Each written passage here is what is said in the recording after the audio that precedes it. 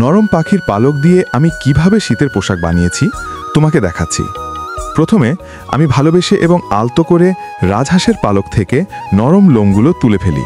তারপর বাড়ি নিয়ে আসার পর আমি সেগুলোকে একটি বড় মাটির পাত্রে রাখি এবং উষ্ণ জল দিয়ে ভালোভাবে ধুয়ে ফেলি, যাতে সমস্ত গ্রিস এবং ক্ষুদ্র ব্যাকটেরিয়া দূর হয়।